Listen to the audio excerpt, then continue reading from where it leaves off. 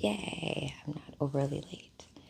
Okay, guys, we're gonna get right into the comic book read so that I'm not on super late, but we, of course, get the read in. I wasn't actually going to do Earth-2 today, but it ended up being a really good one. So let me get my gloves on and we will get started. So I hope you guys are well. I am Jessica Cruz, Green Lantern. Hope you guys are well. Oliver, hi, how are you? I'm also going to put on my ring, so that's cool, right? But yeah, as I said, I'm going to get right into it. Just because I've meant to do this a while ago and I'm finally here. So welcome. I also have this. Okay, so I made this too, my little Green Lantern ring. It's not perfect, so I'm going to make a few others going forward, but I'm pretty happy about the fact that I have a ring on today. Aw, thanks, Dark Rider. And then you left me on YouTube. You came at the end, Pokey. And you know, I had some crazy dreams last night, which was like I woke up and I was like, listen, I need to like be doing a whole bunch of different things as it comes to like filming things, content, stories that need to come out. So this is a read that is long overdue. Scott Summers, hey, if we could maybe battle tomorrow, that would be great. And then we could bring the rings. I also have another ring as well.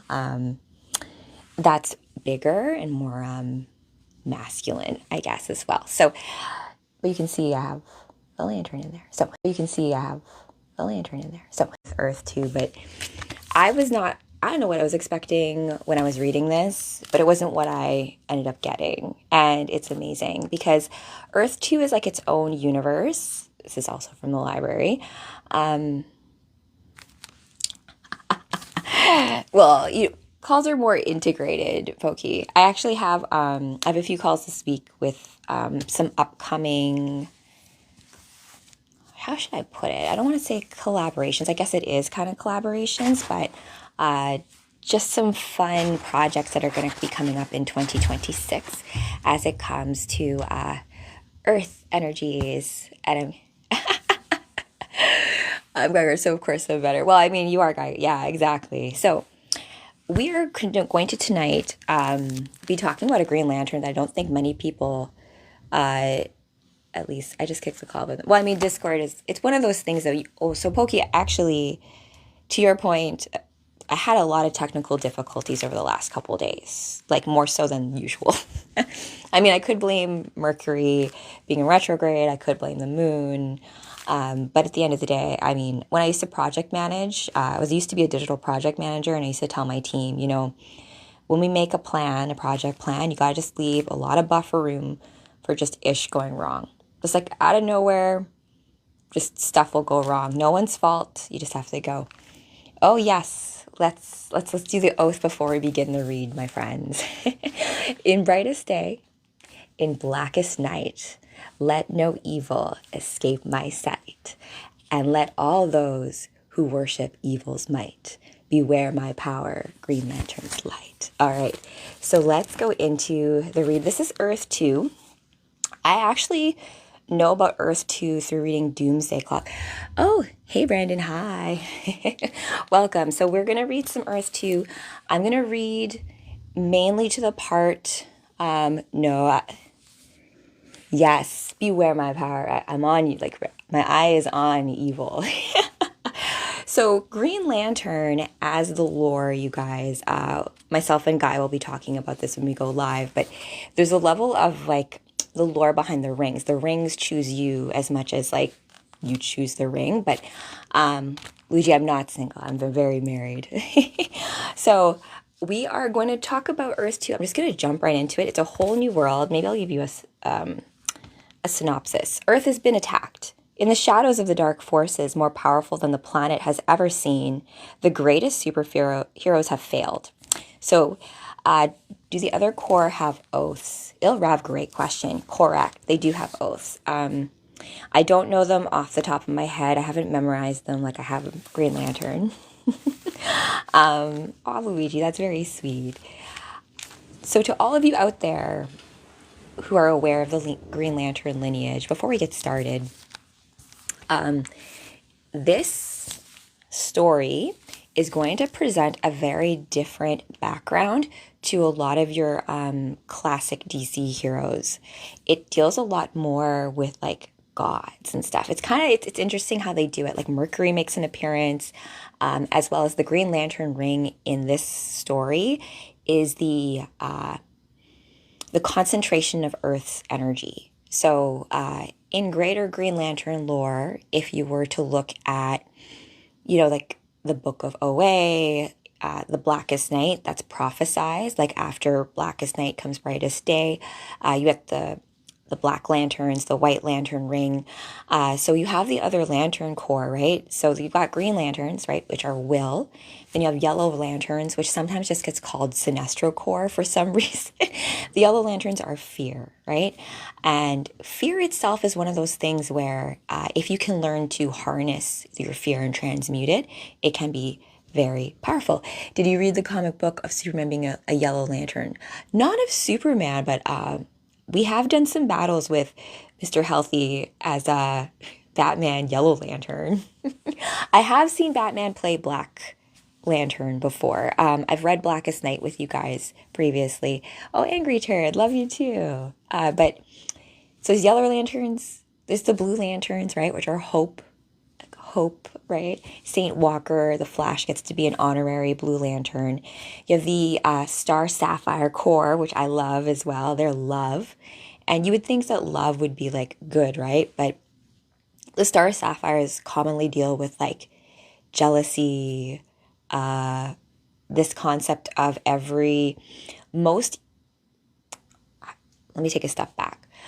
All of the Green Lantern Corps, they gain their power from something called I keep on calling it electromagnetic, but it's like the emotional spectrum. So they each represent a particular type of emotion by which you get power from, right?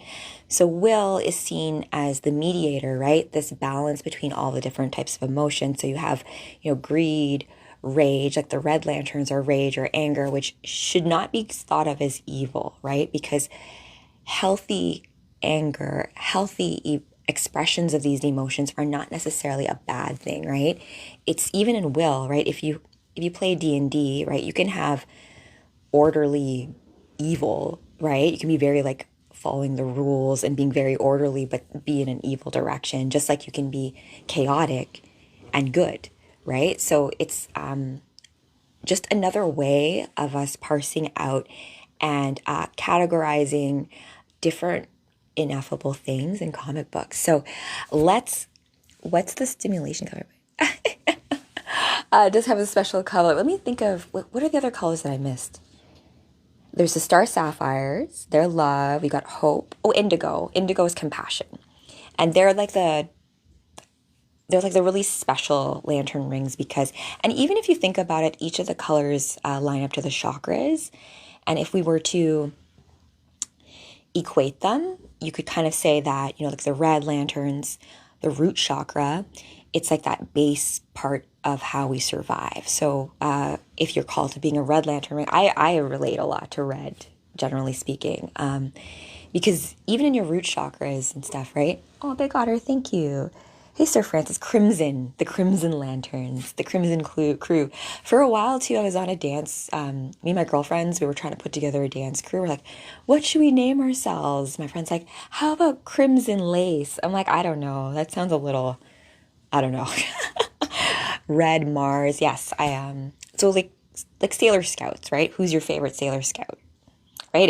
If Sailor Jupiter would be a Green Lantern, right? But I think out of all of them, the Green Lanterns are seen as the one that's like the Guardians, the blue guys in the DC universe are like the bosses of the Green Lantern Corps. And they're there to essentially keep balance and justice in the cosmos, right? And they each have their own galactic sectors. I'm Jessica Cruz. She's talked a lot about how like there seems to be a lot of lanterns from Earth. And I think there is a reason for that. Black, red, orange, yellow, green, blue, indigo, pink, and white. Those are the colors of the core. Thank you, Scott Summers. Perfect intel, of course. Where was I going with this? Oh, the Lantern of the Great White North. Thanks, John. That's great. Sell it like Mike. Thank you. All right. So without further ado, I'm going to go into our read for tonight, my friends. We're going to be reading Earth-2. Now, you're going to get introduced. Like, I love this story because it does a great job of introducing new characters whilst honoring the ones you classically know of, right? Because whenever you take a character that is out in like the ether in the greater universe, right, and you use it to tell a story, I shouldn't say use it, but you leverage that character in order to make a point, tell a story, all that kind of stuff, there is a level of respect I think you need to have for the character as well. So I think this story does a great job at it. So let's go into it. Nerdad, thank you. Okay, guys, get ready for the read. I'm gonna get comfy, get a snack, warm drink, get settled in the bed, and we'll go through Earth-2. It doesn't, I don't know if there's been, you guys tell me if any of the characters in this story seem familiar to you. Okay. But we're going to start from the beginning, which will be much more familiar to you. I do also, but I don't have any donuts. How could you not have any donuts and prepare ahead of time, Pokey? Come on. So Earth-2 here, I'm just going to, it'll give you it's called The Gathering. So we're going to get into, let me go this way just so you can see all of it. Yeah. No glare. This way. That way. Gotta work on my teaching skills. My eye off. What's your favorite donut, Pokey? If you had to pick one. I know it's kind of tough for some of us to pick a favorite of all time, but do you have a favorite? I like double chocolate. Chocolate glaze on chocolate, or chocolate on chocolate, that kind of stuff. Thank you guys. And so to all of you Green Lantern Corps members out there, thanks for joining. We're reading a Old Fashioned Blueberry. Great choice. Did I ask you 3 times? I feel like you give me different answers. And I give different answers too as well. Because it just came to me now that I like apple crullers, or like apple fritters, sorry. Crullers is themselves I'm not the biggest fan of. Yeah, apple fritter. Team apple fritter, yes. Okay, so we are dealing with a grand invasion of Earth. I mean, like, what's new, right? But this one is like one that is like extra intense. So much so, you will see what happens. It's kind of intense, but don't worry. There's somewhat of a happy ending. I knew that, Pokey, a maple bar. And considering that I'm in the Great White North, Canada, where maple, you can get maple from the trees here. And I remember, yeah, anyways, let's go into it. I could go on a tangent, so I won't. Looking back on that day 5 years ago, I wonder. So the person narrating this right now is Alan Scott, and he is the Green Lantern of this universe. Tomorrow, I'm going to hopefully find Doomsday Clock from the library, which is the crossover event between Watchmen and DC.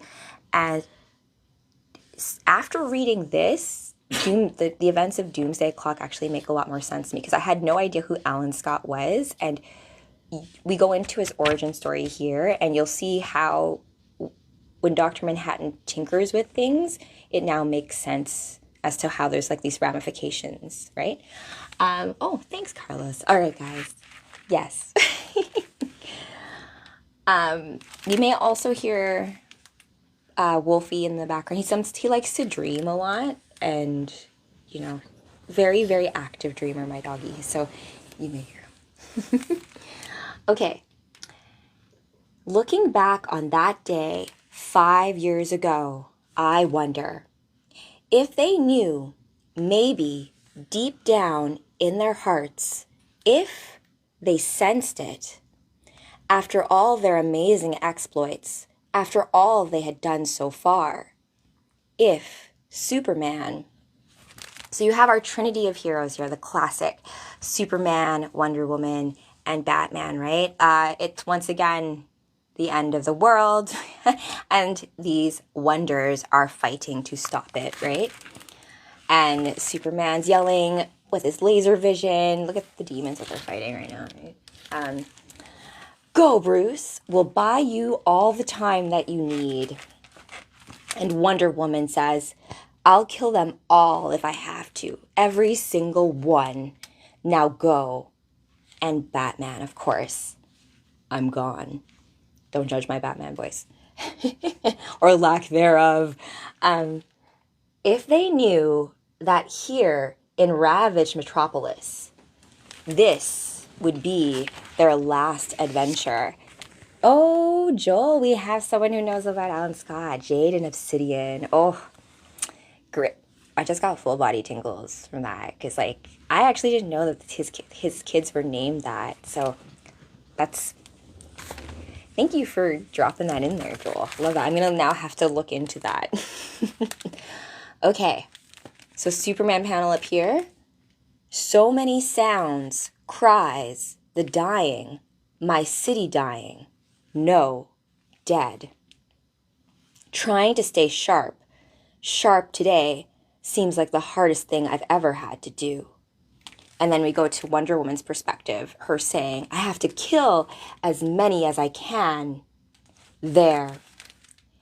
Must get Bruce his chance. Destroy.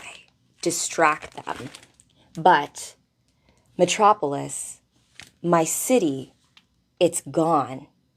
And Lois, the stupid, senseless way in which she died. All I've done, all I've taken upon my shoulders, and yet I couldn't save my own home. So this is like Metropolis is under attack. I forget what these things are called.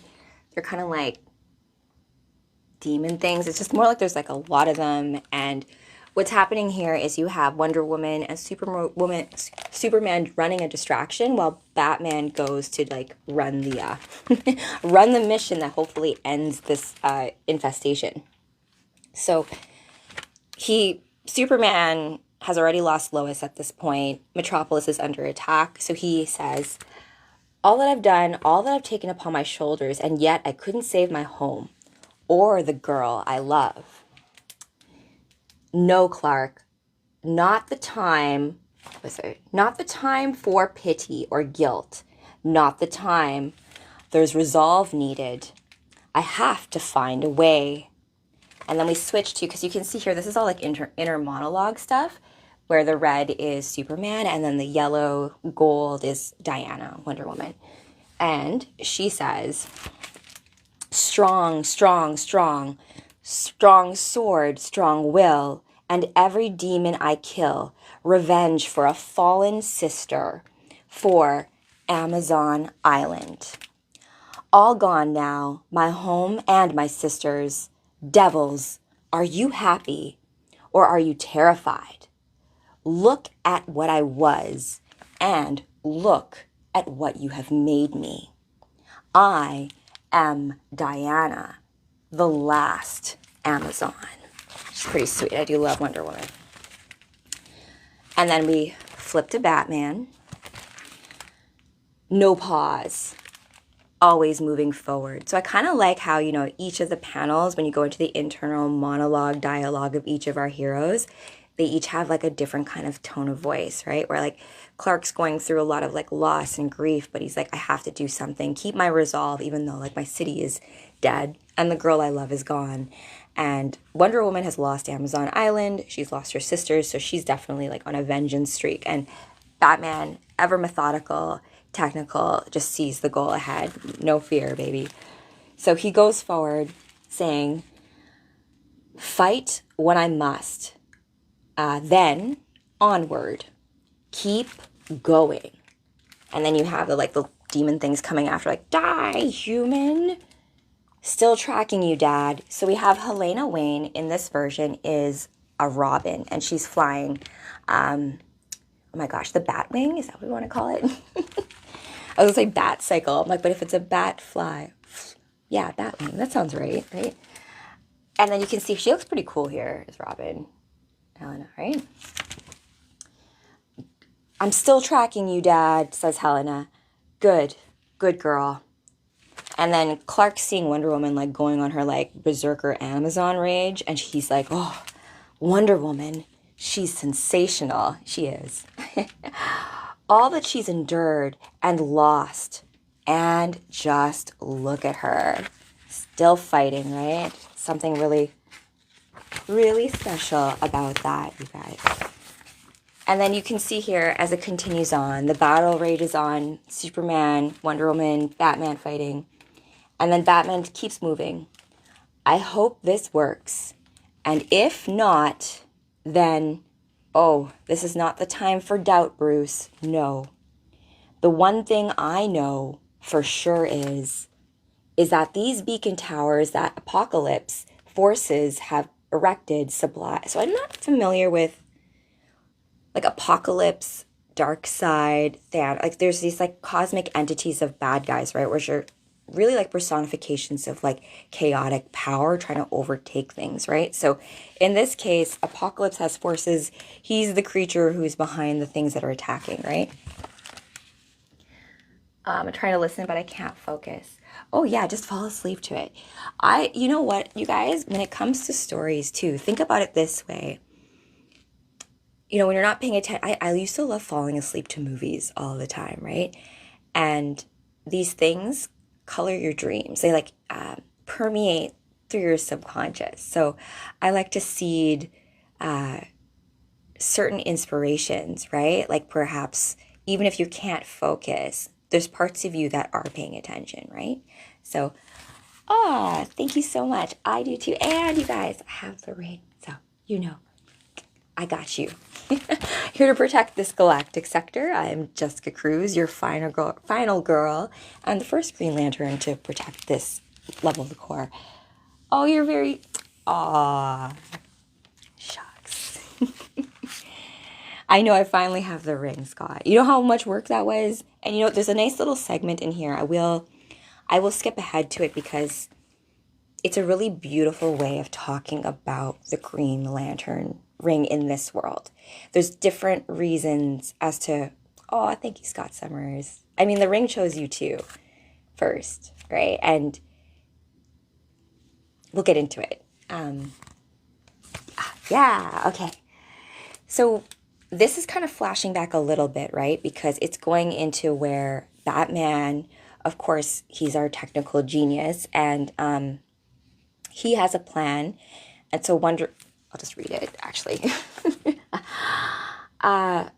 Is that these beacon towers that Apocalypse forces have erected supply both energy and instruction to the parademons.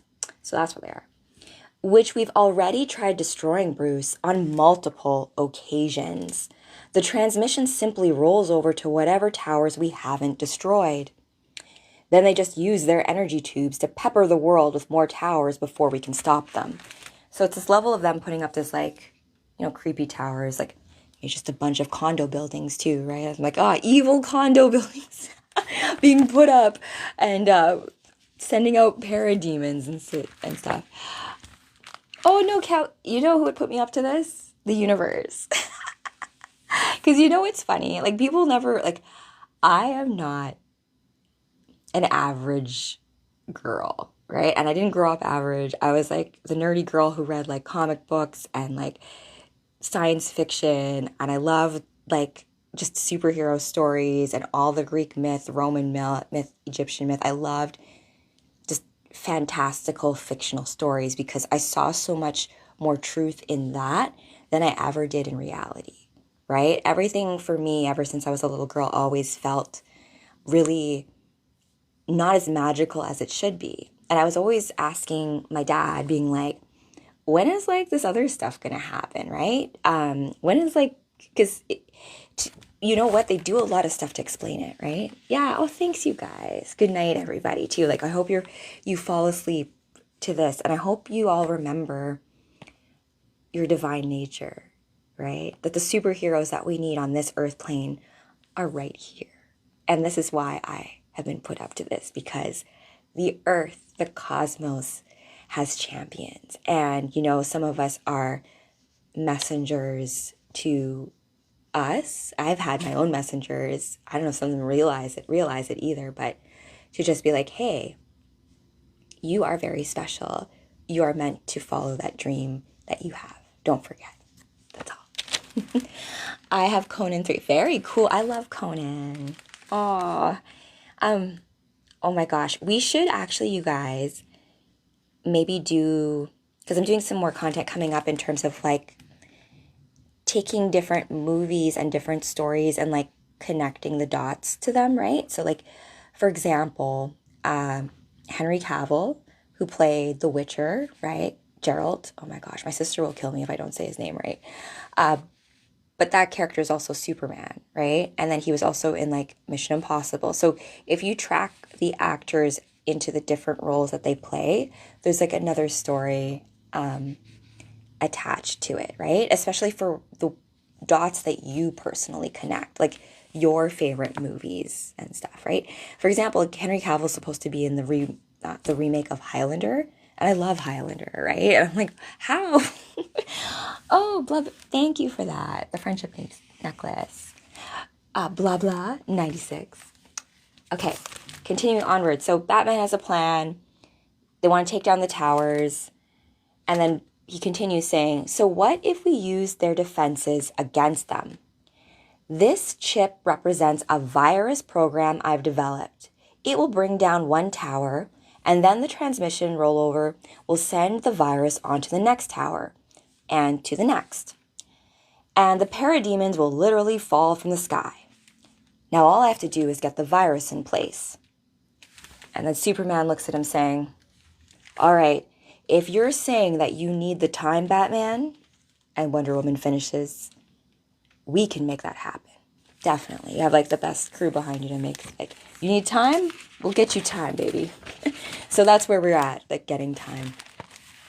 I'm waiting, Vader, 138, I'm waiting for the Lanterns TV show on HBO in 2026, but it probably won't be till the end.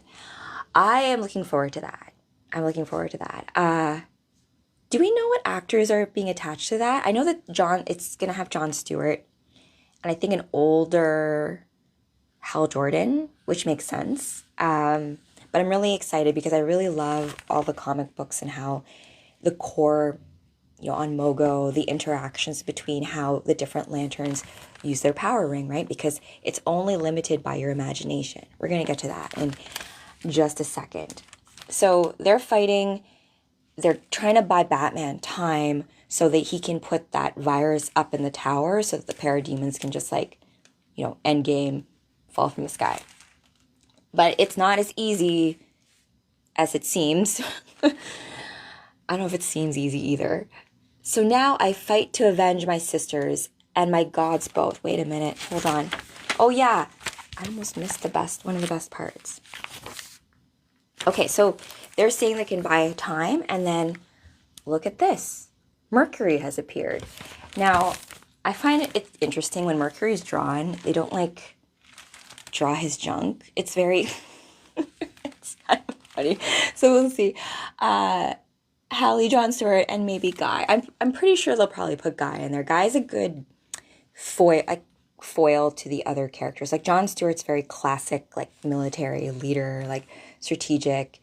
It can be almost like that stoic kind of stuff. His relationship with one of the Star Sapphires, Fatality, it's a really cute one, right? Because he's very oh, you think things are so simple because you just think love can just, solve everything. And the Star Sapphire, she's like, yeah, if you just love, that's all you really need, right? But it's not as simple as that, right? For what movie? I think that Vader is referring to the HBO TV show series that is going to feature the Green Lanterns. And I do think, as far as comic book live action adaptations go, I think that a series would do a much better job than a movie, right? Because even think about how comic books are. This is Earth-2.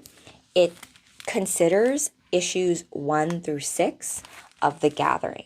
Now, if you were to buy each comic book separately, it would be just like a TV show, right? You have one episode is one issue of comic book, right? So it's a standalone story on its own, but it's also part of the bigger story arc. So it's cool. Like I've always loved that about TV shows that are really well written, that even if you can like, even if like you jump in like 3 episodes, 4 episodes in the middle of the season, you can still get like entranced by it, right? A character will catch your eye, and then I'll go back to the beginning and like binge watch it up to that point, right? There's going to be a young Alan Scott. Oh, cool. Oh my gosh, Vader. So good that we're reading this then. You guys know about Alan Scott. I didn't really know about him that much. I learned about a lot about him here. Okay.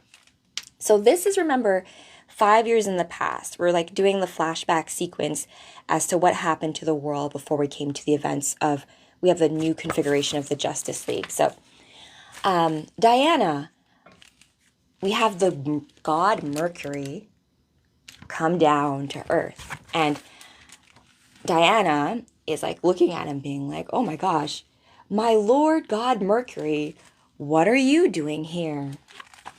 And he says, the gods, those who heeded your prayer that we might take up arms for man, they fight now the horde, this day for you and for mankind. So Mercury, the god of Mercury, remember I did Astro with you guys? Mercury, Hermes, that kind of thing. He has basically said that the gods have heard Diana's prayer. And if you guys have heard about Wonder Woman's origin stories, there's two of them. One of them being that the queen of the Amazons fashioned her out of clay, and Zeus was the one who brought life to her. So she's immortal, demigoddess, all that kind of good stuff, and related to these Greek and Roman gods and goddesses. It's interesting, though, that they went with Mercury, not Hermes, because Hermes is Greek, Mercury is Roman. Interesting. Okay. As Amazon Island fell to fire, even drunken Bacchus. So Bacchus is also like equivalent to Dionysus, the lord of wine and debauchery and like we got like madness and the nymphs and orgies out in the woods and stuff. So even Bacchus took up arms to fight. Oh, blah blah. Yes. Have a great night. Sweet dreams. Alan Scott was the first Lantern during the 1950s golden era. Trades with him are cool. Yeah, so Vader, I'm going to bring up Doomsday Clock makes Alan Scott a very integral part of why Dr. Manhattan sees value in the world. And we'll get into it in just a sec. So Andrew, hey, Malaysia. How's it going? I love that part of the world. I mean, I'm part Filipino, right? So my mom is from the Philippines, and I had a near-death experience there when I was 3. So I have like a consciousness connection to that world. The JSA, yes, Ilrav, you know, nerds unite, baby. Okay, so Mercury continues onward, saying, "But now we fall on plans afar. Too many gods already dead and gone.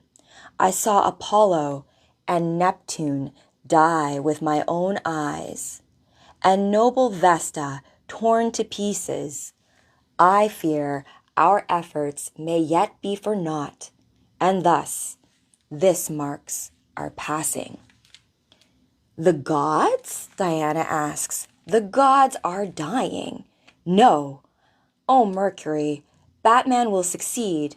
I know it, my lord. I believe. Have the gods but fight a little longer and Mercury continues saying, "Oh, we will, daughter. We will, though great Jupiter himself may yet perish. We do have resolve." So even the gods are falling to this infestation, right? And Wonder Woman continues, "So then why are you here? What message have you for me? If you need me to fight beside the gods, I fear I cannot. My friends, they are here. This mission is vital." Oh, thank you for that, Amistashin. Appreciate it. We know Minerva was most insistent, but Minerva is also dead. So Minerva, in many cases, is equivalent to Athena, the goddess of wisdom. In astrology lore, there's the concept that the asteroid Minerva sits behind Pluto, and it's this idea from an allegorical perspective that if you go beyond death, past the furthest reaches of the solar system into the darkness, that is where you find wisdom, that kind of thing. But Minerva is dead, and Mars too. How did Mars die so easily? The gods are dying, and I fear I too may soon fall. And before I did, I needed to see you. My message? Simply one of thanks. To you, daughter, it's been long since man has believed in us, but through your faith, it is I, Mercury, who now believes in man. That's kind of cool. Love it. And I do have a lot of love for Mercury. So today, you guys, in Astro, I know I'm not really going to be doing specific astrology shows, right? I'm kind of focusing more on my comic book reads and like all of that kind of stuff. 1 of 10 got your name right. And Aaron in the house, Ron in the house, thank you for that gift. Oh my gosh, I'm not very good at pronouncing, but I'll try. Amintashen? Oh, Colorado. Hey, I've got cousins in Colorado, actually. I want to do a visit out there, though, the mountains, something special. Yeah, and the Rockies and that whole part of the world, there's a lot of like magic stuff over there. So, there's superheroes everywhere, but I think great clues to the path you're meant to walk are found in the very spaces that you find yourself drawn to or surrounded by, right? And so you're blessed being around mountains, right? Oh, thank you. Okay, so I like what Mercury said here, so I'm going to repeat it. To you, daughter, it's long since man believed in us, but through your faith, it is I, Mercury, who now believes in man. And he continues on before he leaves, right? I am a messenger, nothing more. No rule those bulletins be of easy ken. What? See, I was reading this earlier and I was like, is this a code? Like, what does that mean? No rule those bulletins be of easy ken. I go. And then he leaves. And Diana's like, cryptic as ever. Bye. And then, so now she faces off against the parademons that are still coming, right? So now I fight to avenge my sisters and my gods both.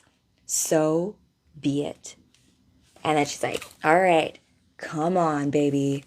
Let's go. I love that, like that berserker rage. You're like, I don't care. If I go down, you're all coming down with me.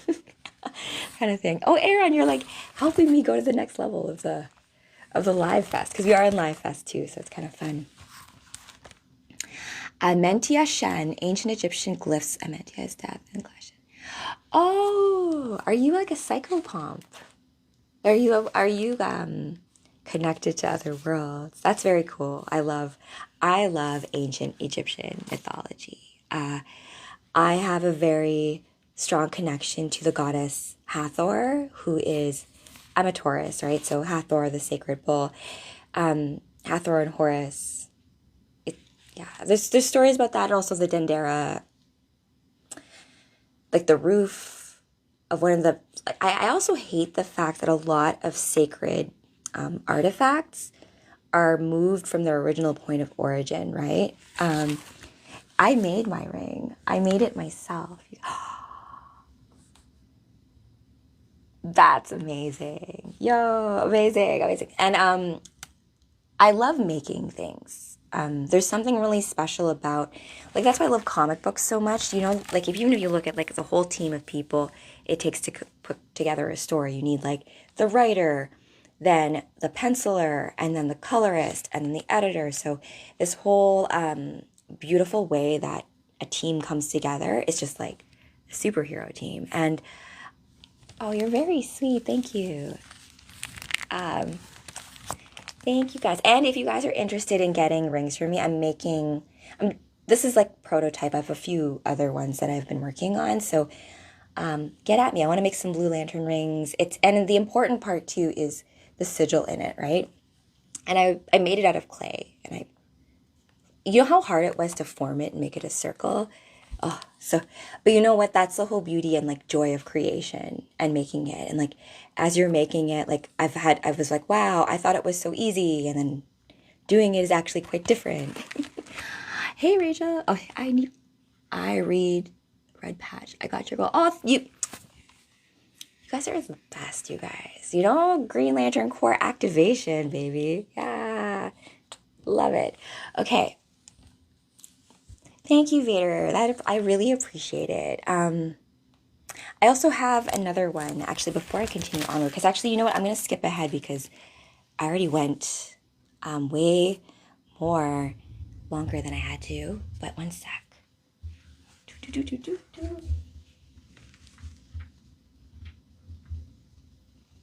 Okay, this is my ring prototype, right? I didn't add crystals to it because it's much more masculine, but you can kind of see like that kind of thing. And like this one has more of the crystals to it. So going forward, I have a few other ones too to make it a bit more metallic and make it a bit more glow in the dark, that kind of thing. Patch was interesting. Did you like? Not like, what was your opinion? I want a nice Green Lantern pop ring. Yeah. Because let's jump into Alan Scott's origin story. It's very soon after we finish this. You guys are very sweet. I am married, right? And, you know, I've been the one to introduce my hubby to a lot of the lore of things. And, yeah, he wore a suit, not his costume. I want the costume. You know, that's the thing about, like, I was telling someone this to someone the other day. I'm like, I'm not really interested in reality. And like, I would just prefer to just be stylized, right? Like any kind of like movie or artistic thing or theater thing, I would rather it just be like, this is a figment of the imagination. And we are meant to elevate this mundane 3D realm to a higher level as opposed to us trying to like bring that down, right? It's not to say you don't want to be aware of what's going on like in front of you, but I think in these spaces where the imagination reigns, I think, yeah. Oh, you got it. You know, Gengar, Ghastly, yes. So it's interesting, right? When people say things like ascension or we're elevating or age of Aquarius or, you know, we're coming back to a time where we used to walk with gods, like what does that really mean? What does that mean to practically live a dream, right? And this is why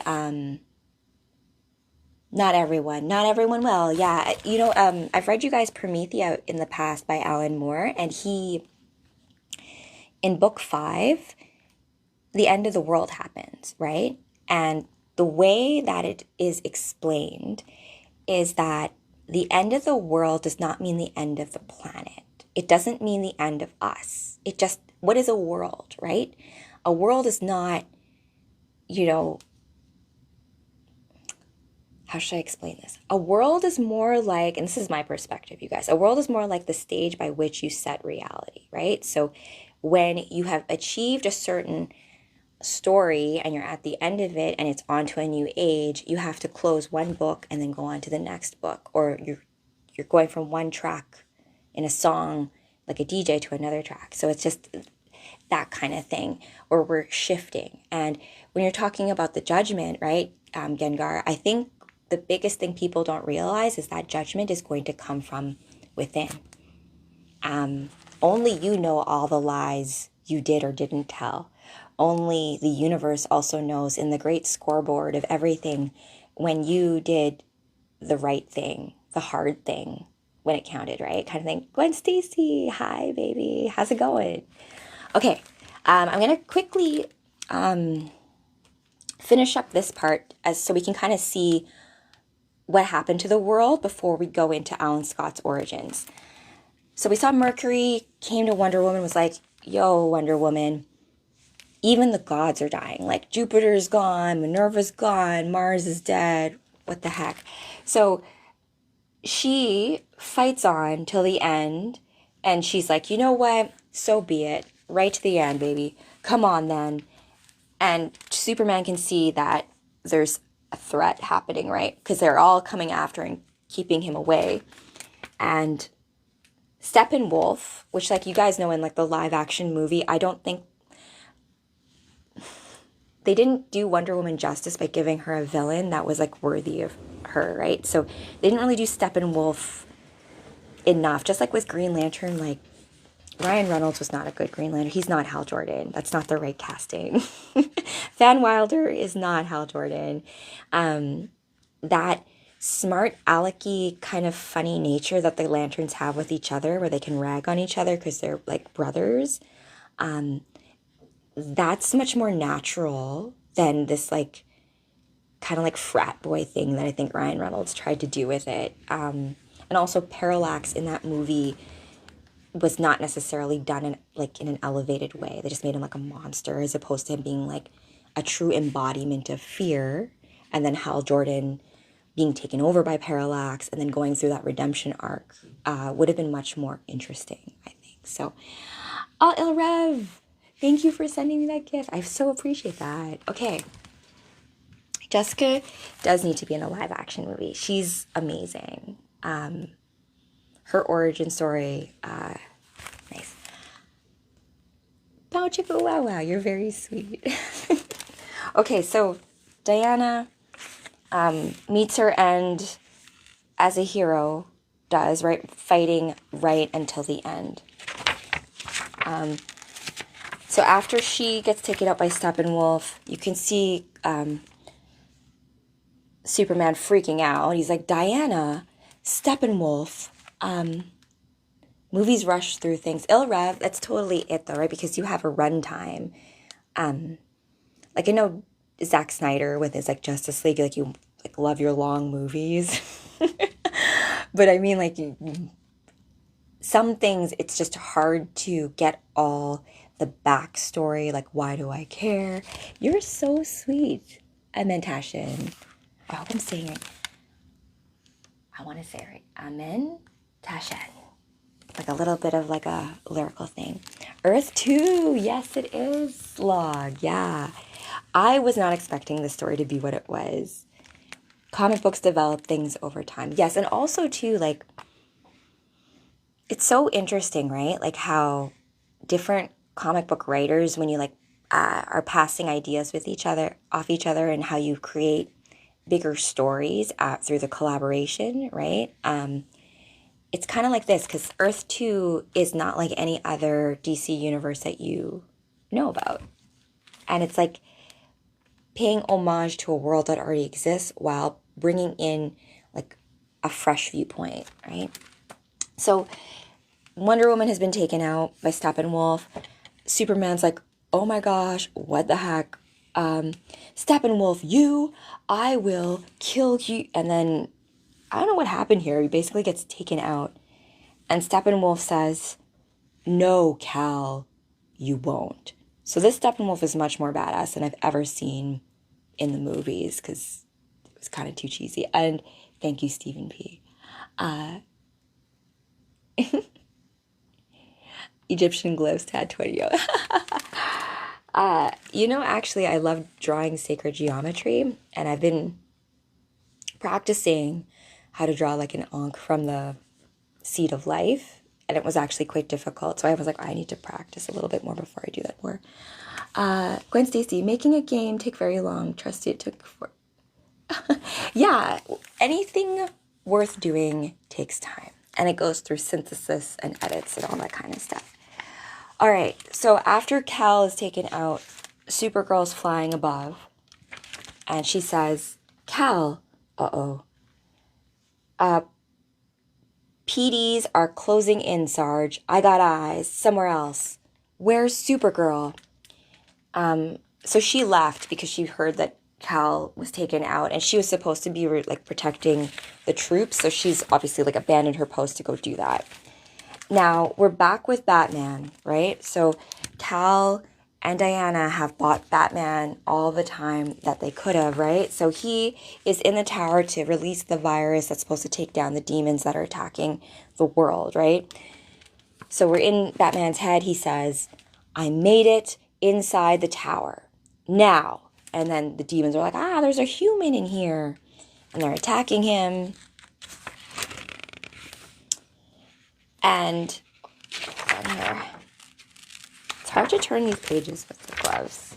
I hope this is correct. There we go. I knew I missed a page. So remember, Batman in some universes has a daughter named Helena Wayne, who the mother is Catwoman in some instances and some versions. Oh, Mr. Bravo, thank you. Yeah, and the biggest thing also I found, the beauty of comic books and the different versions in different worlds, is that Alan Scott can be a Green Lantern, but so can I, Jessica Cruz. So can Guy Gardner. So can Hal Jordan. So it's like the embodiment of what that power is unique based on like the avatar that is stepping into it. Alfred, I love that. Okay. So you can hear Helena. She's Robin in this situation. She's Huntress in some versions. Okay. Stephen Earth, I haven't seen you in a little while. Hi. And thank you. I'm in Tashin. You're going to like help bring this show up to the next level. I appreciate all that support. Never been so focused. Oh, you guys are sweet. I have a cool story with Catwoman, actually. This I was reading ahead of time. Under the Moon, a Catwoman tale. Really, really good. Gwen Stacy, for some reason, this story reminded me of you. I don't know why. Actually, I think I know why. Those of us who like walk between worlds or have that like connection with stuff that's ineffable. I'll just put it that way. Okay. Helena says, I'm still with you, Dad. And Batman returns, good girl, Helena. But that ends now. Go. You need to get out of here. Said like any true parent trying to protect their daughter. And Helena says back, what? No, I have to pick you up after. Oh, hi, Russia. You know what? When I used to personal train clients, a lot of my favorite clients came from Russia because something about the work ethic of those girls. Like you put them through like crazy workouts and like love it even more. Okay. What? No, I have to pick you up after. Batman then says, there's no after. Oh, it's interesting because he calls her Hell, right? So like Hell being the short of Helena, kind of interesting, right? Also, Helena as a name, right? Helen of Troy. And Helen of Troy is actually supposed to be Zeus's daughter. I don't know who the mom is, but you know, Zeus got around, left mortal women, got around. I'm in Tashin. Thank you. Oh, I appreciate it. I'm going to try to do a Batman voice for this because it's like Batman's final scenes there here and him giving his ultimate sacrifice. There's no after hell. One thing I didn't mention, these towers have a failsafe, as in self-destruction. My program loads, it does the job, sure, but this tower will have something to say on the matter. Then just don't. Daddy, don't do it. I was like, then don't do it. Like, but of course, who else is going to do it? Right? And that's the thing I tell you guys at the end of all my stories where like, there's literally only you who will do what you have to do. And Batman knows this very, very intricately well. He knows how messed up he is. He knows all that stuff. And it's like, he knows that only he is going to be able to push certain buttons or push, like whatever rock needs to be lifted by you is yours, right? So, and also what's not yours is not yours either, right? Let's here. Chief of Spirit, great name, and thank you for following. Gwen Stacy, Batman and Catwoman, older daughter does not know. Oh, I hope it would be nice if Helena, Helena and Damian, because Damian is like the son of Batman and Talia al Ghul, I think that's her name. Be interesting. I'm going to bring back Doomsday Clock because I've been working on a cosplay of Saturn Girl for a long time. And I relate to Saturn Girl a lot. But one of the writers said that Saturn Girl, because of the fact that she's a big telepath and she knows everybody's secrets, that although she knows everybody's secrets, she still believes in the good in everybody, right? That, in the end, good always wins. We will find our way back. And it's all about the journey towards it, right? So, you guys are sweet. You're very sweet. Okay, so Helena's pleading with her dad. Please don't.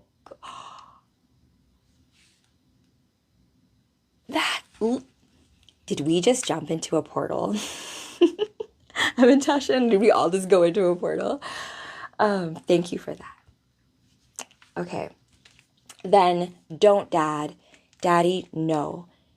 And Batman says back, there's no don't. It's crazy because Saturn Girl just turned evil. The Batman Beyond, which I could see that though, because Saturn Girl has a lot in common with any telepath, like Scarlet Witch or Jean Grey, or anytime you have telepathic powers, there's always that line that needs to be walked, right? Between anyone who's gone through grief or you feel things, if you're very empathetic, where emotions can take over you. And it's why Green Lantern tends to be the balance of all the different emotions that are in that spectrum, right? Because love can very easily turn into things like jealousy. Rage or anger can get very easily out of control. So can fear, right? So it's the will, your solar plexus, your ability to just, even though things are hard, even though I'm scared, even though this, that, and the other thing, there's no excuse. We are still going to get this done, right? Because people are counting on you. And that's what matters. Yeah. Okay. Just like what Batman's saying right here. There's no don't. Today, there's no don't today either. I must. Oh, my brave, wonderful soldier. Please live for me. I love you, Helena. Aw, Bats. And then you see her face. Dad, Daddy. And you can hear Batman saying okay, get out of here. Go, go, go, go. And he sets the virus off. There's a big explosion and you can just feel her heart break.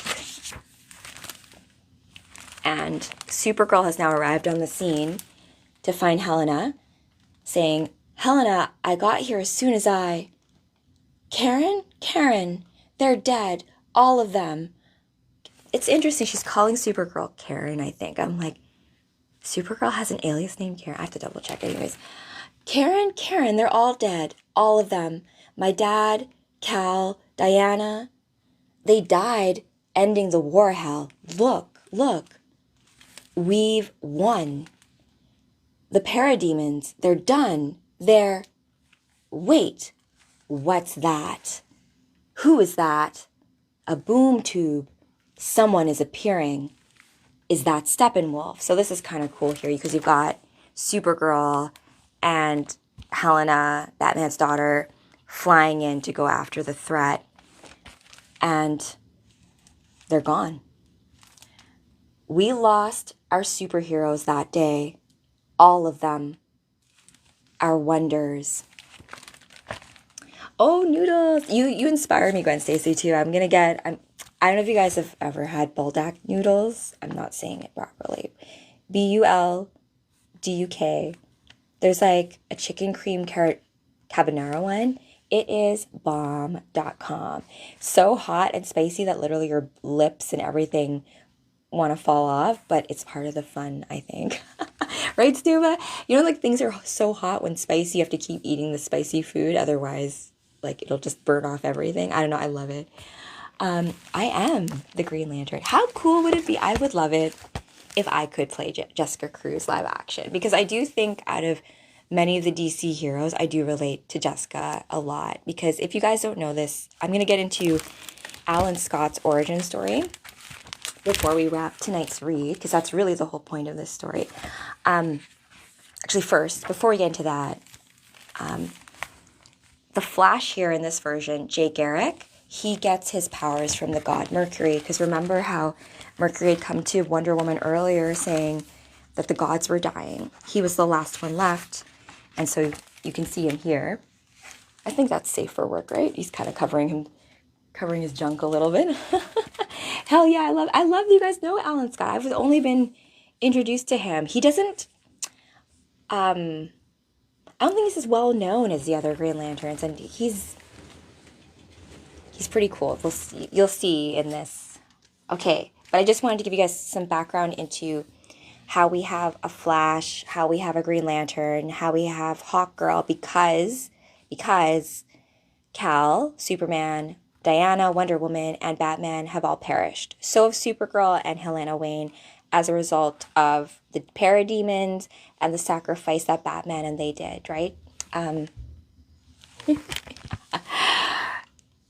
Oh yeah, well, that would, oh my goodness. Okay. All right, guys, I'm going to just go on for just a little bit so that I can actually rest tomorrow. So this is Jay Garrick's Flash becoming the Flash, where Mercury, the god of, you know, the messenger of the gods, right, equivalent, is Queen in that comic.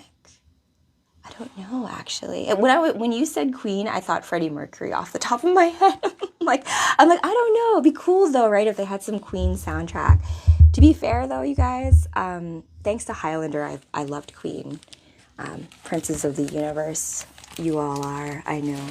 Okay, let's jump to the Green Lantern part. Actually, I'm going to show you guys some of the illustrations in this are pretty sweet. Like, look at how awesome Hawkgirl looks, right? And I'm going to show you guys, I'm going to read you guys the scene where Hawkgirl and Flash meet, because it's pretty funny.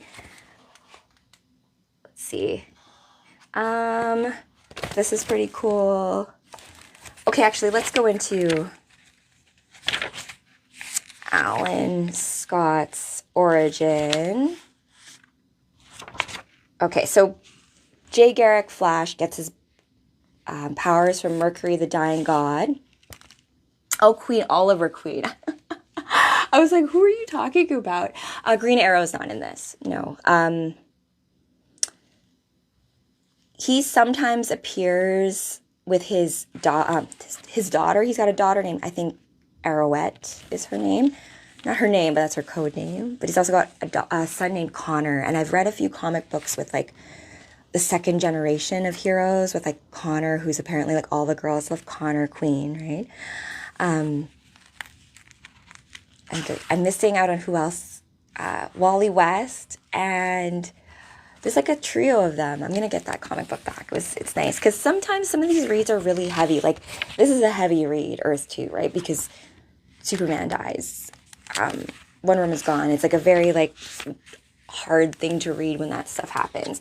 That's why it's nice to balance out with other stories that aren't quite as dark, right? So I'm going to read Hawkgirl shows up, helps out Green Lantern. This is a really cool panel, and let's go into Alan Scott without further ado, and then that's where I'll leave it with you guys.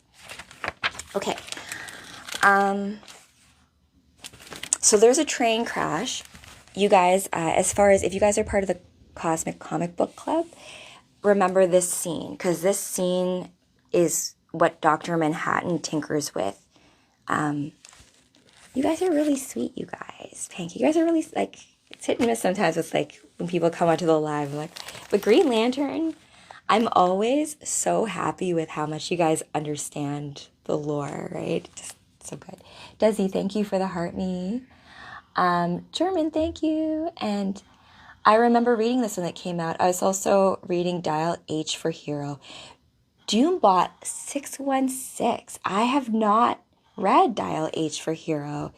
Are you a fan? Did you like this story? How did you feel about Earth-2? And Andrew, thank you for the heart me. And thank you for sharing the live, Desi. Okay, so let's go into Alan Scott. So we are now he visited China. He has a lover there who he was proposing to, and we end up in a plane crash. Pain. Hold on. So much pain. I think I'm blind in one eye, maybe. My arm is, no, it doesn't matter. Pain or no, I keep moving. I have to find, hard to think, shock, a blur, everything that, oh, the explosion, the train, just as I was proposing marriage to, oh God, Sam, I have to keep moving. I won't give up. Sam, where are you? Sam, oh Sam, please still be alive. What was that? A light. Green light rescuers. Over here. Hey, I'm alive. And so what finds him is this green light, right? This mystical green light.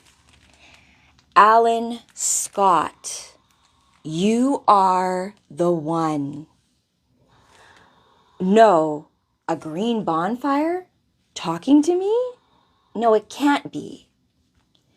I am fire, yes, and I am light, energy, all of the power of the earth. Wait, now that I know what this is, the accident, this is the crash, it's gotta be. I'm hallucinating, the pain making me see things. This is real, Alan Scott. Think of anyone if you had a near-death experience or any of those things where like something mystical happens or you have, Frankie, you're very sweet. You're like, you know what? If you've never read this story before and you don't know anything about the Green Lanterns, I'm so stoked that I'm the one who gets to introduce you to it, because I think many of you are going to end up with a situation like this, where you are going to be called, like this idea of like the sword and the stone, and the choice is yours if you choose to take it, right? Bella, hi. Oh, thank you. I am working on making my own radio station, you guys. That's my big goal in 2026. I want to have an old school coast to coast AM radio station out in the prairies. So that's the big thing I'm working on. Hopefully a pirate radio station, but I'm in Canada, and you know what, you guys? You know how much the airwaves are policed? I mean, I guess we wouldn't. Yeah, anyways. My dad's service was okay. Oh my goodness. Huge condolences to you as well, though, Bella. It's really hard to lose a parent. And I hope you're doing well too, Bella, and staying strong. It could be painted on. You'll see in just a second. What would I cover on the station? So I would do stories. You know, like those old school, like coast to coast stations, or War of the Worlds back in the day when it was all like read, all audio. Because I feel like, you know, we have so much visual stuff now. And even this right now, I'm reading you guys comic books visually. But if I were to do this on a radio station, I would of course have different voice actors voice it, and we'd add in special effects as a way of like coloring it in. And then of course we'd have like maybe a visual component along with it, but a lot of stuff we would cover would be long form stories, as well as like I miss like just talk radio, or like people would call in, and I made up a character recently called Dr. Dream. You know, like if you have nightmares or you're like dealing with astral travel or lucid dreams, you have questions, and like, you know, Dr. Dream. Ask Dr. Dream all your questions, right? And if you guys are interested in being a host, and yes, this would be in Winnipeg, right?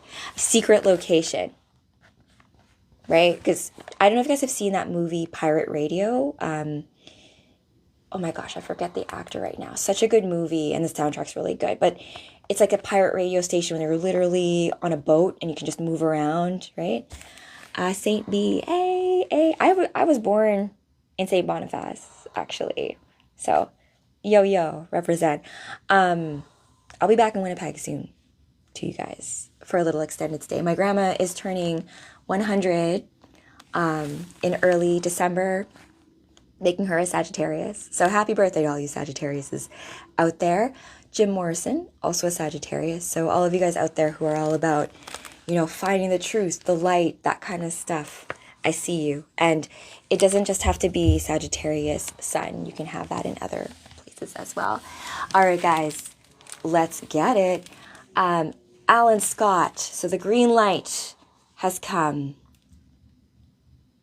Oh, thank you, Aaron W. I'm American. I love Americans. You know what, you guys? Borders, all of this kind of stuff. Like, I think one of the beautiful things that comic books have even taught me is that no matter where you are, where you're from, like, there's a bigger sense of belonging in the world, right? You're not born to fit in. You're meant to stand out. And fitting in and belonging are not the same. Right? So it's this idea of in your uniqueness, that's how you find out exactly where you belong and are fully accepted, right? And that's the biggest thing too about like all the different superheroes, like including the Green Lanterns, and we'll get into that specifically. So Alan Scott, you are the one. And then he's like, oh my gosh, what's going on? I'm hallucinating. And the green light continues saying, this is real, Alan Scott. I am real. Let me prove it to you. Let me take away the pain and begin to mend your body. And Alan Scott's like, oh my gosh, this can't be happening. This all has to be in my head. Isn't it all in your head anyways? Right? And the green light says back, why are you so certain? Oh, Nathan, it's so true. If you guys ever come with me to like movies or we watch like, if we have like movie night in the basement, literally I'm like so into it. And if you ever watch my gaming streams, I can't be like a passive observer. I need to like be in it with it, just like I am right now. It's like I'm the one talking to the green light. That's Thorboy 7253. I need to say what you commented here. I love how superheroes never give up and fight until their last breath. That is it, right? That concept of like, I could just stop right now. I don't want to do this anymore. But you must. You have to. We're counting on you. And speaking of Alan Scott, you would make a great Jade. Thank you. I love Jade. I love her. I'm going to put that in like, I just need to work on certain things like more body paint stuff as well. Like, I know this is not painted on, but I would love to have like my cosplay artistry, like different cosplayers, I say have different skill sets, like sewing or the Eva foam stuff. Some people can make really cool armor, all that. Mine is like more makeup and like face paint, because there's a lot you can do in terms of SFX with like special effects makeup. And I think with movies being made now, they could learn a lot from the 80s, right? The idea of like doing camera tricks or movie magic, filming it in camera and doing it for real and not depending so much on like post-production or the CGI and that kind of stuff. So, okay. So the green light tells him, why are you so certain that this is just in your head, right? And Alan Scott says back, well, because I'm talking to a green fireball, right? But your pain is gone, isn't it? Yes. No, pain is not important. I have got to find Sam. He's got to be here. Somewhere here. Oh, thanks, Nathan. Oh, I mean, it's been so interesting. Like, TikTok can be many things, right? And I know that sometimes we say, like, oh, the medium is the message. And to be, like, I think it's just like the message is the method, is the message. So however way you are catching the vibe or the frequency by which the universe is speaking to you is up to you. So if you're open to this being a bigger message from the universe to activate to your superhero self, to maybe expect miracles, to maybe be open to the idea that our universe is far more magical and cosmic and mystical than we think, right? Because if it just takes a few of us with that powerful imagination, we could really, really make this earth something grand, which is what we're on. We're on our way for that anyways. But I think there's so much vibing right now, and it can be very distracting. So that's why I welcome you guys to, like, I love you, like many of you guys have already read Earth-2. This was my first time reading it. And whenever I first read a story that I'm just like, wow, I never knew that before, and now I know it, that gnosis of like coming from like I didn't know to knowing, just relish in that magic a bit. You're really to the best. When all looks lost in the war of light, to the stars. Oh yeah, look to the stars, for hope burns bright. Yeah. Blue lanterns out there, I love you guys, because you always need hope. But that's the thing, right? It's not for us to just be only one thing. Like, how boring would it be? You couldn't have a rainbow with just like one color, right? So I also have a read on my channel as well that features, oh my gosh, I forget her name. She's a Green Lantern. I think she's like the same alien race that Sinestro is because she's pink. But she goes to a world that has no color or light, and she tries to recruit a Green Lantern member, right? And the guy's like, I don't see anything. I don't know what you mean by green. And so they have to create a bell and all that kind of stuff. I follow you can... Okay, perfect. I will, definitely. Okay. Yes, it's Kat. Oh my gosh. You guys always impress me. And Shay, hey. Okay. So the green light continues, right? So we had the train crash. The bright green light is like, hey, I saved you.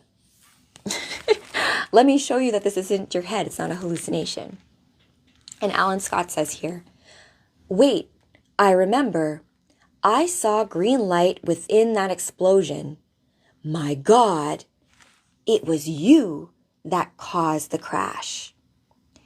That was the work of another. No, what you saw was my reaching into the blast. What you saw was me saving you. No, says Alan Scott, resisting it, right? Don't be too impressed. You have Google. It's not the same, I don't think, right? I guess you could Google things, but I feel like in the moment, like some of you guys, when you like, it's not always that easy to find certain things in Google too. Like I remember before I was trying to find Jean Grey's birthday, and I've had such an issue with it, and you guys like helped me with that a lot, or just different little tidbits, because there's always, like, in search engines and search too, there's also like a hidden agenda to that, right? As well, like what ends up on the first page is not necessarily always what you're looking for, right? Daniel, thank you.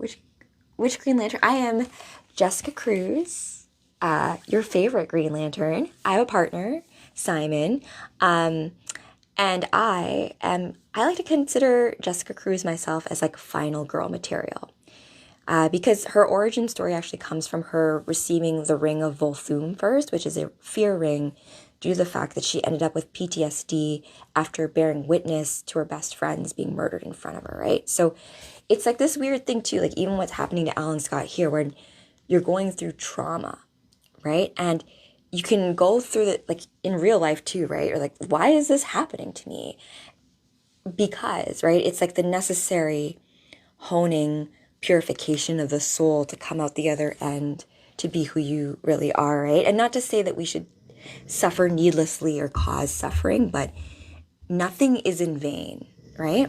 So here, didn't Jessica first get the ring of Earth-3 Green Lantern? Aaron, you might be right. You might be right. I have to source a bit more comic books that deal with Jessica specifically. And Chief of Spirit. Wasn't Alan the first human Green Lantern? My first exposure was Kyle Rayner. I like Kyle Rayner a lot on Chief of Spirit. You know why? Because he's an illustrator. And there's something interesting there about that meta way of having a superhero who also draws superheroes. Right? Kind of funny there. Who's your favorite Green Lantern?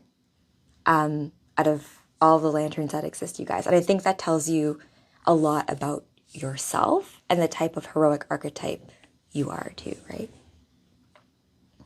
Yes, the Ring of Volthoom, you're correct. The Fear Ring, yeah. And Jessica's story about how you transmute a fear ring into one that is a power ring of will is one that I think we all can learn from, and I think I relate to very deeply, because it's like one of those things where you go through horrible things, you ask why, but there is always a reason why, because you're strong enough to live that life, or you're strong enough to step up to the challenge, right? You're given this life because you're strong enough to live it. Okay. So let's continue onward.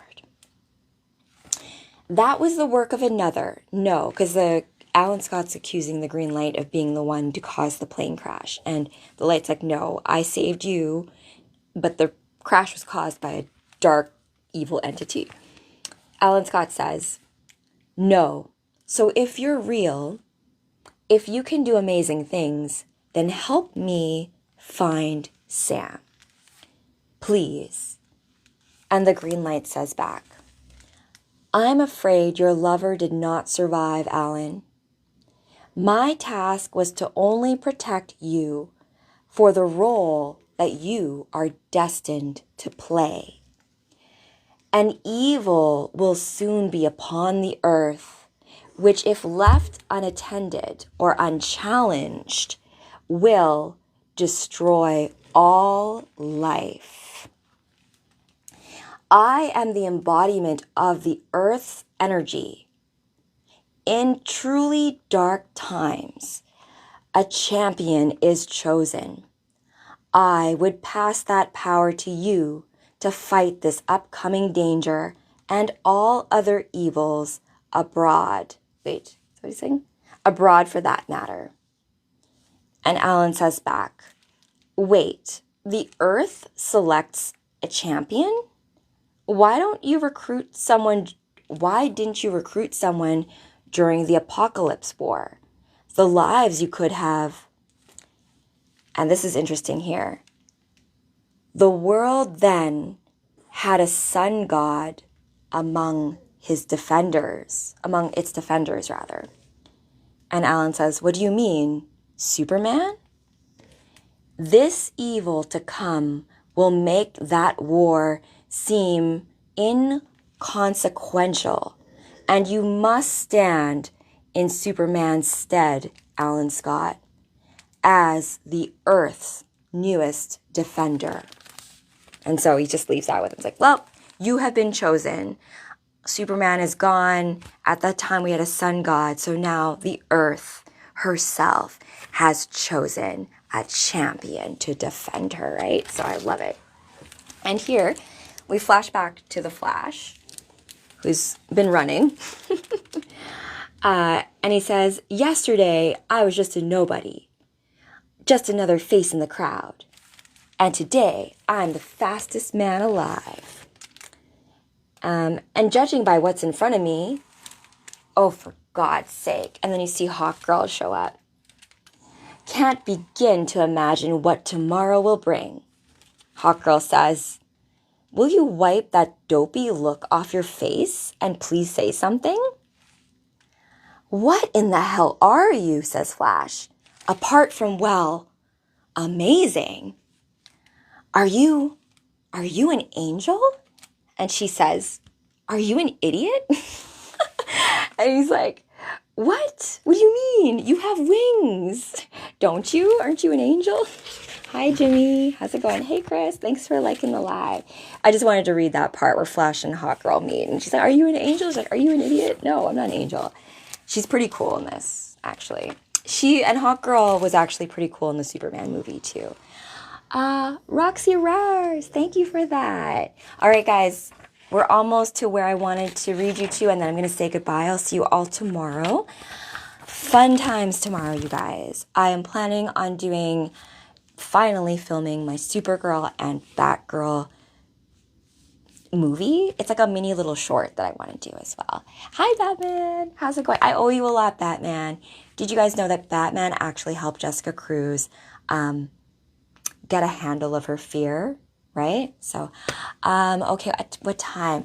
It will be in, I would say, the early evening. I'm still working also on,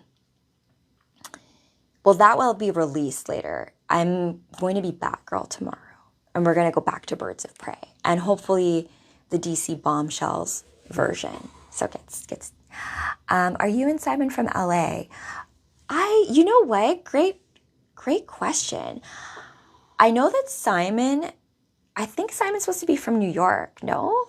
I feel like Jessica is from more like, because the way her origin reads is that it's like she stumbles upon like a bunch of mob bosses. Like, like the mob has like people who get rid of like, what is that movie? Goodfellas or like The Godfather or Casino, like any of those mob movies. It was like Jessica and her friends end up witnessing, cement shoes, getting rid of the guy, right? And they see her and she manages to escape. And that whole thing gives her PTSD, which is why she ends up with the Ring of Fear, which then becomes this, right? Roxy Rice, amazing. I love the lore, you guys. I love the unseen juicy stuff that sits underneath the story. It's pretty cool. Chief of Spirit Blackest Night is my favorite Lantern story. That one's a good one. That is a good one. That one also makes me, I kind of like Sinestro a little bit in a weird way. How often do I read Lantern comics? I have a few characters that I cosplay as that I have resonance with, like Kara Zor-El, Supergirl. I read her quite a bit. Batgirl, Barbara Gordon, I love her a lot, resonate with her. Jessica Cruz is usually who I wear to read the Lantern comics. I still have yet to find more with her being more than just a side character in it, right? One that's more about her specifically. I also like John Stewart. He reminds me a lot of Captain America version of how a Lantern leader would be, kind of thing. Oh, Kenny, thanks for that. All right, now let's finish this off. Hawkgirl and this version of the Flash, Jay Garrick, are going to work together.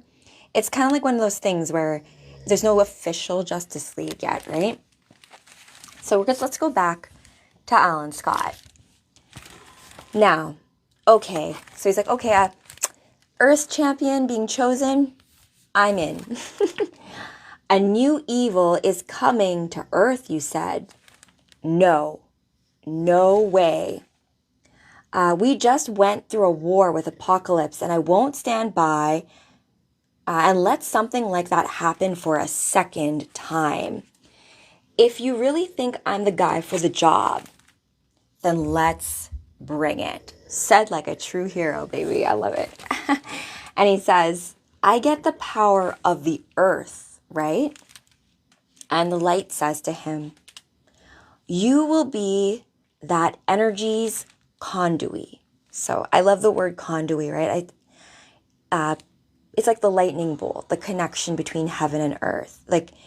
Alan Scott, the conduit between the earth's power and embodying it and providing focus to it, right? You will be that energy's conduit, your body its storehouse, and that power will shine forth from you as it would the light from a lamp.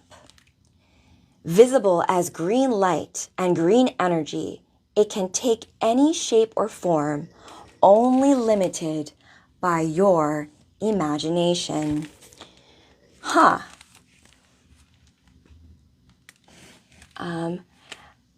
Stand and hold on. Stand and take me, Alan Scott. I think is that what you're saying? Yes. Stand and face me, not take me. So stand and face me, Alan Scott. Take this destiny that is yours alone. That of the Earth's one true night. Ooh. And then, let's see here. The Green Lantern. Oh, I love this panel. Look at how cool that looks. Hey! A Green Lantern is born. Love it. Almost became a very different story. John became the Emerald Knight at one point. You know what, though, Chief of Spirit? I feel like the Emerald Knight as an archetype, or rather as something that is some of the Green Lanterns are called. I think we need to dig into that a little bit more. And Chief of Spirit, me too. I love this artwork too. Really well drawn. Roxy Roars, thank you. The Emerald Knight, love it. Anthony Sparks, yes. I love that concept though, because I love gemstones too, right? So if you think about the different knights of like crystal knights, right? So diamond knights, emerald knights, sapphire knights, could be kind of cool, I think, in there, right? Oh, Booster Gold, I love Booster Gold too. Do you guys have you guys seen that animated? It's not an animated short, but I've seen it on YouTube a bunch of times where it's like this little boy's like, thanks for saving my aunt's Green Lantern. And Booster Gold's like, I'm not Green Lantern. I'm Booster Gold. I'm like, Booster Gold's yellow. He's not even green. Boop to you too, Gwen Stacy. He also wielded the indigo ring at one point too. Really? I didn't know that. That's cool. JLA action. Ooh, you guys are giving me good ideas. I need to... Luckily enough, I save all these comments after so I can actually go back with that gold song edit. Yeah, Billy Bo. Yeah, I'm going to bring that back maybe tomorrow. We can revisit some of it. I was trying to do a live action or a live show with you guys where we went over a bunch of the animated shorts that I love. We're going to redo that because I was having mad technical difficulties last time. But it's worth a look at like how I think animation has done the best job of taking comic books and turning them into like live action the best. Because I mean, you're not constrained by actors and how CGI looks and all that. You can just like draw it straight, right? Straight. Oh, thank you, Doug. And indigo rings are for those who lack compassion, forcing them to have compassion. Do you know anything about Chief of Spirit, the concept of like the blue and red rings being like merged together? Is that because one of my friends was telling me that there are characters in some of the animateds where like that's a thing. So there, my best Green Lantern is a Kryptonian. But remember, Kryptonite and the Green Lantern crystal stuff is not exactly the same thing. You could get Super Curl to, test that for you. So he has now accepted the role, his destiny, to become Earth's Emerald Knight, the Green Lantern. And Alan Scott, as he transforms, he's like looking at himself being like, oh, I get a costume too, apparently. And the light says to him, the costume is your doing. Even as you took on the mantle, your mind, some part of it, chose this. And truthfully, that's far from unwise. Beware the people of this earth, even as you try to help them. Some will want to try to gain your power, or to control it, or to strike at those around you. better you do to take this alias to conceal who you truly are. So the ring, or rather the light behind the ring, is like, yeah, I like this idea of a costume because you need to protect your true essence, right? So that's the thing they even talk about in like identity crisis or these other things where you wear the mask so that the mask protects your loved ones, because bad guys will go after those that you love, right? And to protect those you care about, because there's also like fear for yourself, but then there's other fear where you like fear for those you care about, right? And that's much more tricky, right? Because if you're like a superhero and you're like, who cares about me? But like they're gonna kidnap your friend and like use that against you, like that's much more difficult, right? That's why you have to have like, yeah. Okay. So the ring is telling him like, having the whole costume thing, not such a bad idea, right? And Alan Scott's like, all right, I understand. Be careful of my enemies. And this is so interesting here. The way it's put is the green has found its champion. And if you guys have read Swamp Thing, you'll know about the concept of the green. How you have all the different, like the forests of the entire earth, the trees, like they all talk to each other, the entire ecosystem of the earth. So I love this, like the connection there of like the green and how the Green Lantern ring in this world is also a conduit for that energy, that earth energy. Armada, I do not yet play DC Universe online. Romy, do I prefer the white Green Lantern or the black Green Lantern? That's a tricky question, right? Because you would want to say like, oh, the white Green Lantern, the white ring of life to rule them all. But there is no life without death. And where the black Green Lantern, the black Lantern is death and the white Lantern is life. You need both for balance, right? The yin and the yang. This is Earth-2. So it's from the library though, right? Because quick tip for you guys, if you can't afford comic books, go to your library. And because this is basically issues 1 to 6 of The Gathering. So it's a good way to kind of, I never would have found out about this story otherwise, really, right? So yeah, the green has found its champion. And so I must awaken. In the name of the gray, I must rise. Oh, because remember that's what they say about like when you start walking your path, when you start to hit your destiny and do what it is that you're supposed to do, the evil forces will come at you.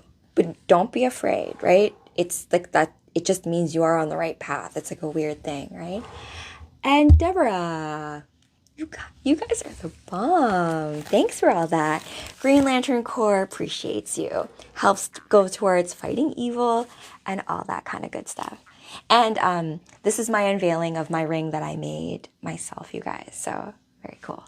And I'm going to be making more of these, plus my dragon eggs and a lot more like sacred geometry stuff. So stay tuned for that this week in terms of that.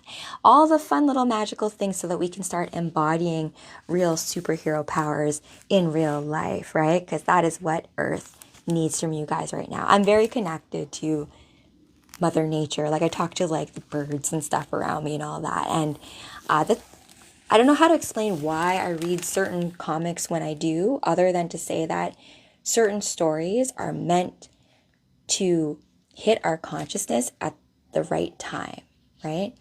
Oh, you guys. This is Hey Cherise.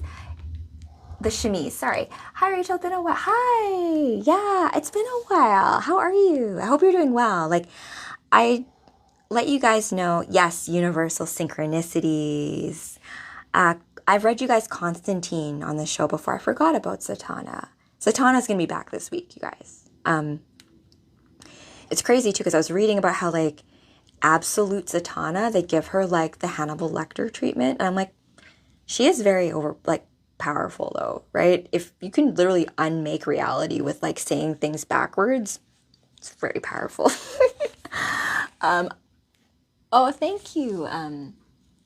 I was reading that as Dragonheart, but Dragonheart. That's speaking my language. I love dragons. Magic, very powerful. And I think the biggest thing too,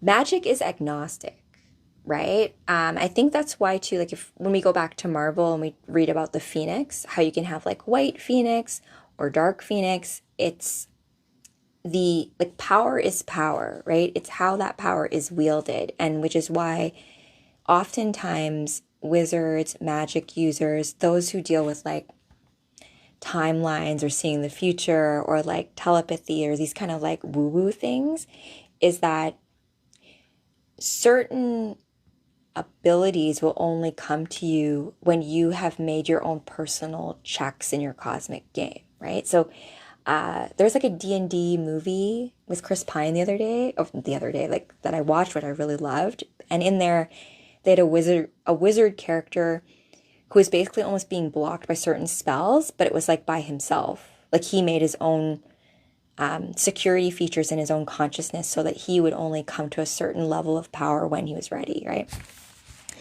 Armada, my favorite Green Lantern is Hal Jordan. I consider Hal Jordan, I love him, the greatest Green Lantern. Like, I have a thing for bad boys in a sense of, I don't like characters that are just so, it's too easy for it just to be good. Like, I love Superman, but I like a bit more of like a complex story as to how you become a hero. I love the reluctant hero kind of thing where it's like, I don't want to be a hero, but like not that you're forced into it, but you are the very exact right blend of all these different types of elements to handle it, right? So yeah, the character growth, all that kind of stuff. Shigo. Favorite Green Lantern, Hal, animated John. You know what? Great point. In the comic books, Hal Jordan is written amazingly. In the animated, Jon Stewart is actually pretty good. Like in Crisis, his interactions, like I can see why Jon Stewart is going to be a lantern that they focus on in the TV show too, as well. He's a good leader, right? And there's a fun little interaction between him and Hal Jordan where Hal's like, I'll follow you anywhere, leader, because Hal Jordan realizes that he's more like a renegade, rebel kind of guy. He's not really the one suited for leadership. And then Jon Stewart's like, oh, okay, so like, are you willing to come and talk to the other Green Lanterns? Because they all really respect you. And Hal's like, yeah, about that. Looks like I have some other stuff to do. He's like, oh my gosh, Hal, fine. Go handle your biz. And hey, Dalmatians. Okay. It's like the difference between Kirk and Picard. Yeah. And I mean, like, your favorite is going to tell you more about you, right? A lot of my girlfriends, I mean, and I do have girlfriends who read comic books because I guess I have, they all love Guy Gardner. You know why? Because he's kind of like that smart alecky, charming, like, so they'll overlook the weird mushroom bowl cut because he's got that like, that smart alecky kind of personality, right? And I get it, right? So everyone's got their own favorites, right? It's just like no different than like who you crush on in the band or who your like girlhood crushing is going to be based on whatever you resonate with. Can Guy kill Superman? You know what, Snuva? I think he could, like, let's put it this way. I love how Nathan Fillion put it, because he played Guy Gardner in the live action movie of Superman that just passed. Yo, thank you, Tashin. You've been so bomb. My girlhood crush is Star Sapphire. Which one? Carol? Do you mean Carol? There's a few Star Sapphires out there. And it's interesting, right? Because in Blackest Night, they talk about how each of the lantern colors have like a cosmic entity behind it. And the Star Sapphire's entity is like Predator. Like, I think we need to look into that. I'll show you guys. Yeah, Carol's great. And Carol's interesting too because she dates Hal first, and then I think she ends up dating Kyle. So they're like that on again, off again kind of relation. But then again, Hal's one of those guys where it's like, I love him, but like I would never date him.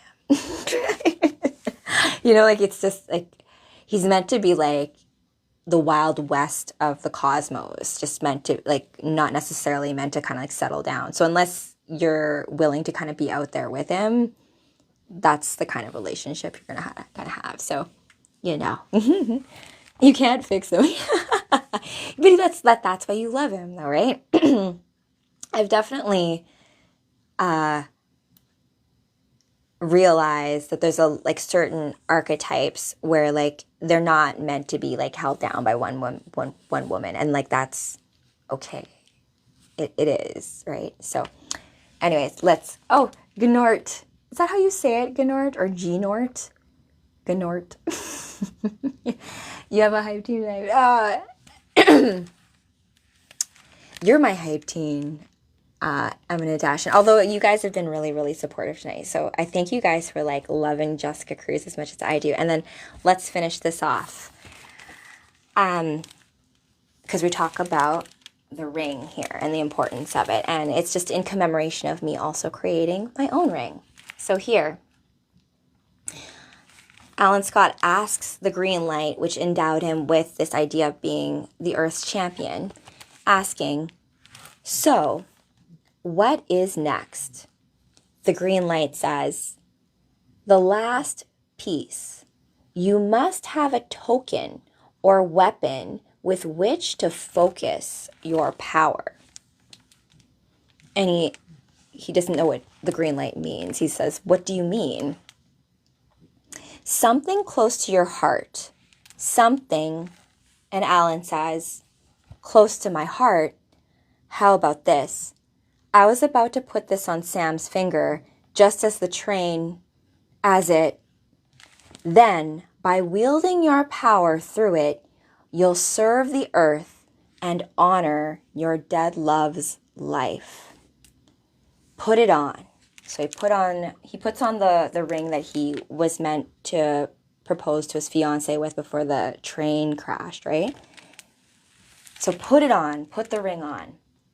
Let me shape it for you. And see, look, it transforms into the Green Lantern ring, right? And so, a new champion was born, or is born, right? Because time is always happening, right? We're always in that flow of it always happening. The everlasting now is what I like to call it.